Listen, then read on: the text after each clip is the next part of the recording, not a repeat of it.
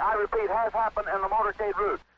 Кога се појавија првите снимки од Далас, Тексас, на 22 ноември 1963 година, камерите кои ги фатија моментите на атентатот врз американскиот председател Џон Ф. Кенеди покажаа еден човек во акција. Јас бев единствениот што имав шанса да направам нешто и не можев да сторам ништо. Тоа чувство остана со мене до крајот на животот. Клинт Хил беше агентот на тајната служба на задниот дел од председателската лимузина која ги превезуваше председателот и првата дама Жаклин Кенеди, додека колоната се пробиваше низ Далас. Во интервјуто за Гласот на Америка, Хил го сподели искуството за тие кобни моменти во Тексас. Се сеќавам, имаше наплив од вести. Кога првпат Гласот на Америка го интервјуираше во 2011 година за време на турнејата за промоција на книгата Деталите на Кенеди, првата публикација за која тој се согласи да биде детално интервјуиран, Хил призна дека атентатот се уште го прогонува. Ме јадеше однатре, стануваше полошо и полошо. Но не веднаш по атентатот. Хил беше распореден за лична заштита на Жаклин Кенеди и незините деца пред да се врати на работа во Белата куќа.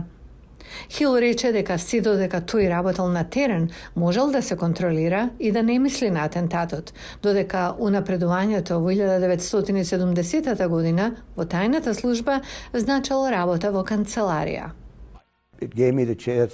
Ми овозможи само да седам и да размислувам. И колку повеќе мислев, толку стануваше полошо. Емоциите стануваа подлабоки.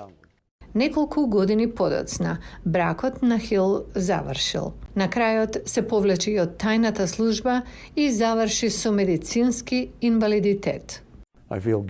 Чувствувам вина, чувствувам одговорност. Јас бев единствениот агент кој беше во позиција да направи нешто тој ден. Mr. Hill obviously took it incredibly personally. Хил очигледно го свати тоа многу лично, тој беше личност со голема одговорност. Но ако има некаков неуспех за атентатот, тоа е неуспех на системот. Джефри Енгел е директор на Центарот за истражување на председателската историја на Јужниот методистички универзитет во Далас, Тексас.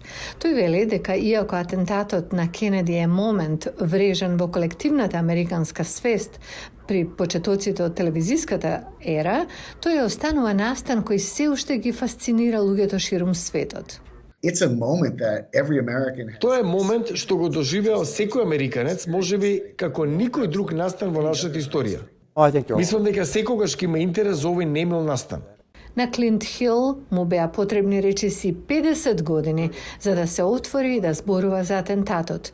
Пишувањето и промовирањето на неколку книги низ земјата беа дел од процесот за лично соочување со минатото. Беше многу катарзично, особено да можеш да излезеш да разговараш со луѓето за книгата, да одговориш на многу прашања што ги имаат, затоа што има многу неодговорени прашања. Вклучувајќи прашања за тоа што се случи тој ден во Далас. Хил вели дека верува оти Ли Харви Освалд бил единствениот убиец. Има толку многу различни заговори, тие се толку лажни, што е тешко дури да се дискутира за нив. Клинт Хил почина на 21 февруари во својот дом во Калифорнија. Имаше 93 години.